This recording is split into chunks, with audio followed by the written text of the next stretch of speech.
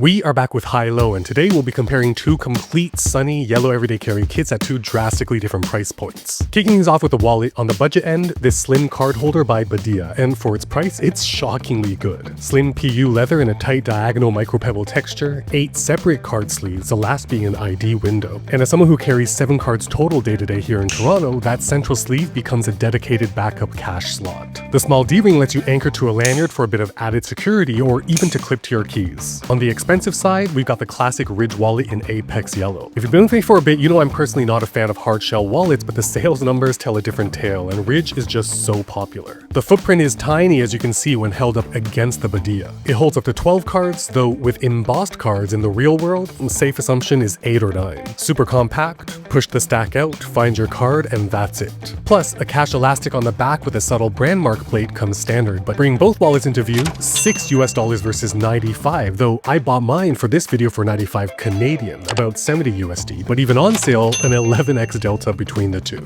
Moving on to pocket knives, on the budget side, I've gone with the Civivi Praxis with bead blasted Ultim yellow scales and a 3 3/4 inch flat grind drop point in 9CR18 MOV. It's got a decent edge retention, fantastic corrosion resistance, easy to sharpen, and for most folks, let's face it, its toughest task will be opening packages. The flipper tab is super fun to fidget with, the Ultim texture has an excellent hand feel, and it ships with a deep carry clip, which is a must for me. The expensive side, we've got the Benchmade Bugout, full-sized, but in the Worksharp Collab using Worksharp's brand yellow on otherwise standard grivory scales. The core Collab upgrade here is 20 CV blade stock with black Cerakote instead of the already excellent S30V on the standard Bugout line. It's got a thumb stud on either side for ambidextrous deployment, axis lock with absolutely zero blade play on a 3 1/4 inch drop point blade. And for my own needs, a full-sized deep carry clip with Benchmade's brand mark. Again, it's a Collab limited edition, which means it's tougher to find now, but of course, with the Bugout, there are tons of other variants available. Bring both knives into frame, a 4 times price jump.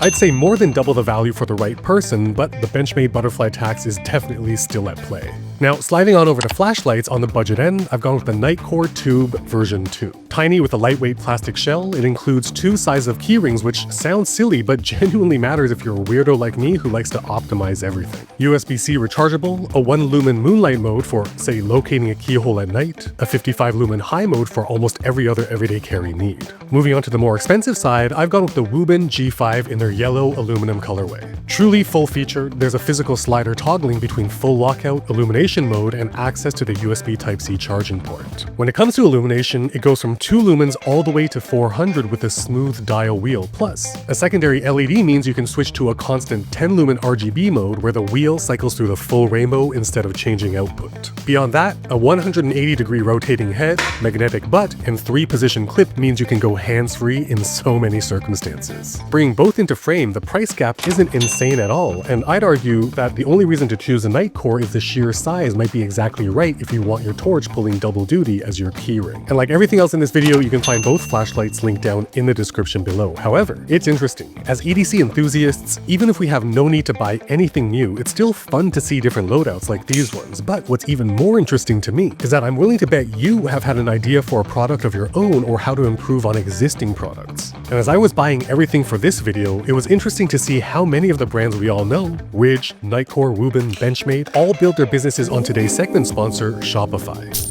I mean, as a paying Shopify customer for over 2 years building my own product-based side hustle, the most compelling parts of Shopify have nothing to do with the flashy stuff. It's the boring things that become invisible because they work so well. Things like the most seamless and trusted checkout process, things like inventory management, and things like flags that catch certain problems before a customer has a bad experience. I mean, when I was in Jakarta for my real job, an order came in with a yellow alert.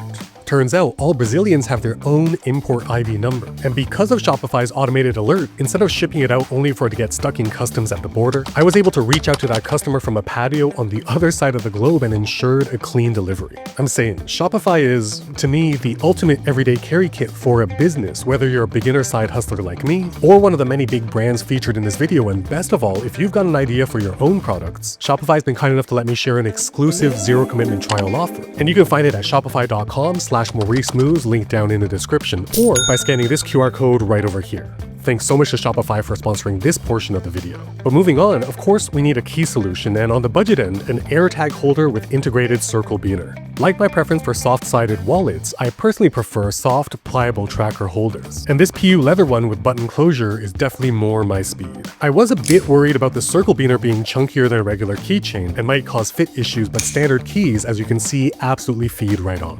To the more expensive side, the Fox 40 Epic CMG whistle. Great to pull double duty as both a key charm and something truly functional. I mean, Fox 40 is the OG whistle manufacturer trusted by search and rescue professionals globally. And if they're trusted by mission-critical professionals, there's no reason we shouldn't trust them either. And I love how the CMG and even the included keyring are blacked out to match. Bringing both key charms into frame, we've got about a 3 times price spread.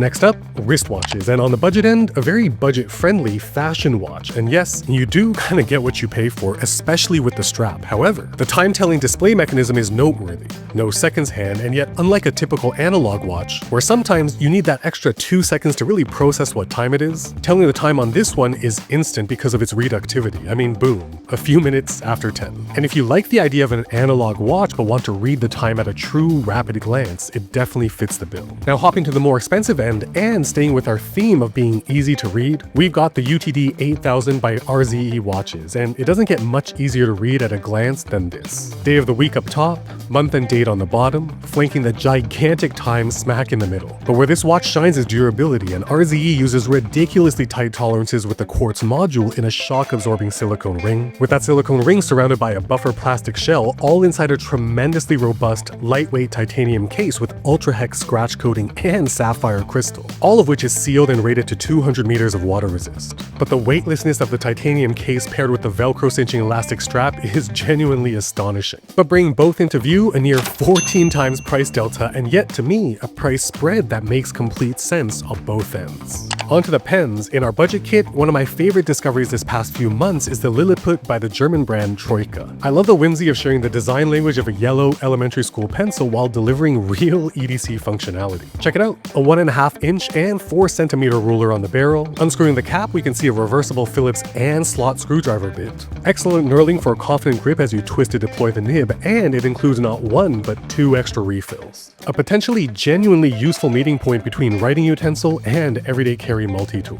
To the more expensive side, we've got the TWSBI Diamond 580 ALR in their sunset yellow colorway. Categorically different from the Troika, a pure fountain pen for a completely different target audience. An integrated crystal clear acrylic piston filler means huge ink capacity and far less frequent refilling needed, with precision machined aluminum components for structural durability where it matters, and confident weight in hand. The refilling ritual, twist to draw ink with zero spillage from their optional bottle, is just beautiful tactile and visual engagement for the pen nerds. One caveat, which applies to all clear acrylic pens, such gorgeous acrylic can crack from over-tightening, which means every threaded component, when threading on, do not aggressively crank it. Just a tiny little is more than enough. We're bringing both into frame, a nearly 4 times jump, but of course completely different use cases. And with something to write with, we need something to write in, so in our budget end, a bit of a 2-for-1, the Troika Lily Pad, which is considerably more expensive when purchased separately, but budget-friendly when bundled with the Lilliput pen. The elasticized loop fits the pen perfectly. The debossed ruler on the cover is metric only since Troika's now a German company. It's got gorgeous hand feel despite the PU leather-based material, while the edge coloring makes it truly yellow from every angle. But onto the more expensive side is this, the collab between Leuchtturm and Bullet Journal. Candidly, I've never really given bullet journaling a shot since my own notebook system is so dialed in, but there's no denying it's been hugely popular for over a decade and continues maturing. This collab comes in a set of 3, and a PU leather coated flexible cardstock cover just feels so premium. Inside, the numbered pages are genuinely underrated for back referencing, and the functional dot grid pages, a sticker sheet for your bullet journaling needs, a debossed gold leaf bullet journal lightning bolt on the front. These feel substantial in hand, however, bring both into frame. The quote-unquote more expensive one is actually, now that I think of it, cheaper per notebook, but since you're forced to buy 3, the price delta is about double. But of course, bring both complete kits into view before doing a full cost breakdown. As usual, with all my videos that feature physical products, please don't make knee-jerk purchases. especially if your current loadout is, like mine, working perfectly for your needs. But going back to the full kits, on our budget end, the exact total tally comes out to $128 US, while on our most expensive kit, we get a grand total of $631 US, with again the interesting surprise to me that of these 14 items, 11 of these companies use Shopify to power their online stores. But hey, if you want to see this same challenge but between a $200 versus $12,000 kit,